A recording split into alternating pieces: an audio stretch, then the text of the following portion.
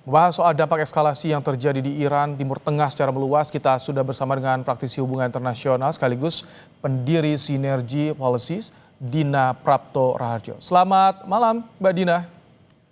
Selamat malam, Mas Rahmat. Mbak Dina, ini serangan Amerika Serikat Israel terhadap Iran ini menjadi penanda kekhawatiran soal perang besar dalam waktu dekat menurut Anda? Ya, dampak dari serangan bersama ya antara Israel dengan Amerika Serikat ini akan meluas di kawasan Timur Tengah dan dampaknya tentu bisa terasa sampai ke kawasan kita karena ini wilayah yang sangat strategis dari segi geopolitik juga dalam hal energi, dalam hal konektivitas.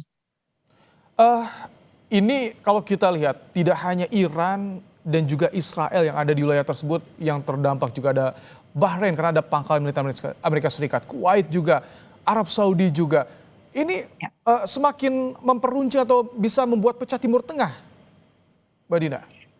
Yang perlu kita catat adalah bahwa sebelum kejadian ini, bulan Juni 2025, itu kan Israel yang melakukan serangan terlebih dahulu terhadap Iran ya.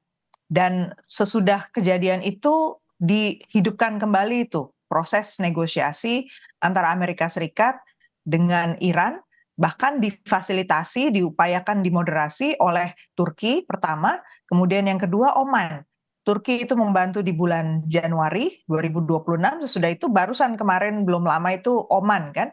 Dan simpulan dari proses mediasi tersebut adalah sebenarnya Iran itu menyerah. Apapun dia akan lakukan demi perdamaian yang diminta dari Amerika Serikat. Tapi poinnya di situ adalah dari Amerika Serikat ini kita nggak bisa pinpoint, nggak bisa menetapkan sebenarnya yang diminta itu apa. Hanya soal nuklir, karena kalau nuklir dia berjanji tidak akan melakukan pengembangan senjata nuklir. Sama sekali tidak ada yang dituduhkan kepada Iran. Tapi kemudian kita baca statement terakhir tadi dari Netanyahu misalnya. Itu kan mengatakan bahwa mereka juga mencoba menjatuhkan rezim yang dianggap opresif. Kemudian Donald Trump juga mengatakan karena Iran melakukan serangan terhadap para demonstran.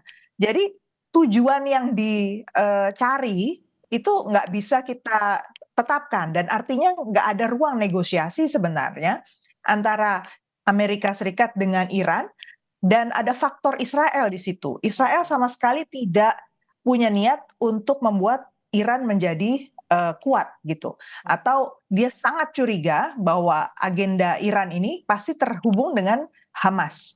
Jadi itu yang harus menjadi catatan kita. Ini bukan situasi yang bisa dimediasi sebenarnya. Jadi memang serangan yang terjadi di hari Sabtu ini sebetulnya tidak ada alasan kuat bagi Amerika Serikat menurut Anda jika akan mengacu pada negosiasi yang tengah dilakukan ya? Betul sekali. Jadi kalau dilihat dari statement dari Menteri Luar Negeri Oman, bahkan ada videonya segala ya yang mengatakan bahwa hasil akhir dari negosiasi di Oman itu jelas mengatakan pihak Iran itu bersedia untuk melakukan apapun yang diminta oleh Amerika Serikat. Dan Turki juga jelas-jelas melaporkan gitu ya bahwa dari pihak Turki juga bersedia membantu apapun karena dia punya perbatasan sampai 500 kilometer panjangnya antara Turki dengan Iran. Tidak ada yang punya hasrat ya untuk menggunakan cara-cara militer di kawasan ini, apalagi dengan situasi perdagangan, situasi geopolitik yang masih sangat rentan pada saat ini, rapuh ya situasinya itu. Jadi sebenarnya ini betul-betul kita harus curigai merupakan agenda yang terhubung di antara Israel dengan Amerika Serikat dan agendanya pasti nggak jauh-jauh dari Board of Peace. Jadi kita justru harus hati-hati di sini ya. Menurut saya tadi kalau dikatakan Presiden sudah siap bertolak, Presiden siap bertolak ke Iran, ke Teheran.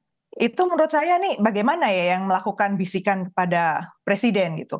Kan kasihan juga ya bahwa Indonesia itu punya risiko sangat besar untuk dilihat sebagai aktor yang delusional gitu loh jadinya. Karena lompatan diplomatik itu kan nggak bisa dilakukan begitu saja ya. Harus ada tahapan-tahapan yang dilalui. Kita nggak bisa bilang misalnya, kalaupun kita mau masuk sebagai mediator, jaminannya apa? Apa lagi yang mau Tapi kita Mbak Dina, kalau tadi Anda singgung lakukan? soal ini agenda terkait dengan board office, bagaimana jika kan Indonesia bergabung? Nah, jika ada keinginan dari Indonesia, Presiden Prabowo sebagai fasilitator untuk memediasi, ini apakah bisa sedikit meredakan tensi nantinya? Kan poinnya tadi adalah kita mau minta apa lagi dari Iran?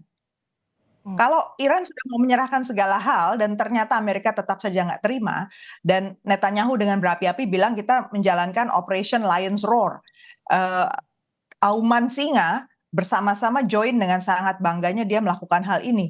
Lalu kita mau minta apa? Ini kemanusiaan kita di mana juga terhadap solidaritas kita di mana terhadap Iran, itu kan? Padahal Iran itu adalah anggota dari OIC, anggota dari D8, D8 yang kita juga menjadi anggota tuan rumah. Dan kita sendiri sudah bilang kan, menyuarakan Presiden mengatakan, mari kita lakukan persatuan di antara negara-negara Islam. Di mana itu semua? Kan kita harus bisa balance ya posisinya. Jangan kita menuding lagi si Iran masih punya agenda yang lain kan.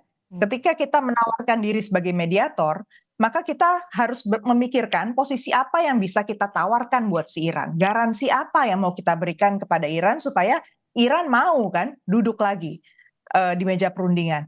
Harus ada harapan kan bahwa ketika dia bukannya dipermalukan atau dipaksa lebih keras untuk menyerahkan segala-galanya sampai habis gitu kan. Itu saya kira juga bukan solusi yang tepat gitu. Jadi kita sendiri nggak bisa serta-merta datang ke sana seakan-akan menghentikan orang tawuran di jalan gitu loh. Ini masalah yang sangat-sangat berat, masalah bahwa Amerika Serikat dan Israel sedang bersekutu untuk agenda dia yang di Gaza juga di tepi barat untuk meratakan itu semua dan memastikan lagi hambatan buat si Israel berjaya di Timur Tengah. Itulah agenda yang harus kita waspadai.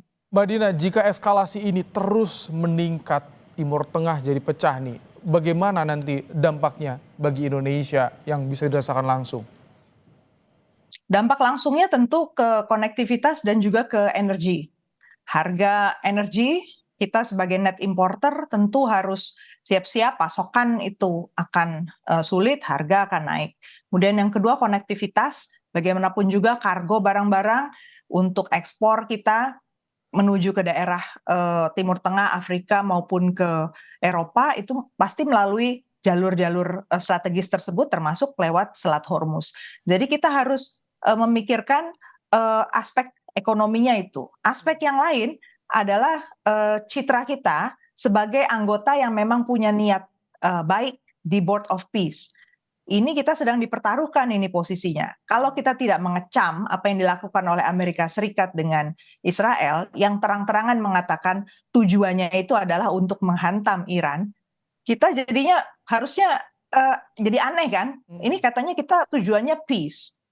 Tidak ada satupun statement maupun pernyataan yang peaceful.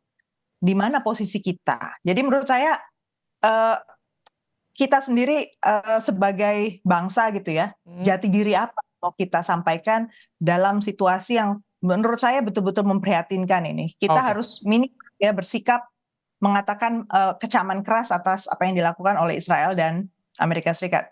Baik.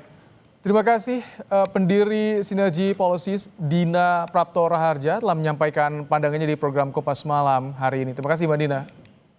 Sama-sama, selamat malam.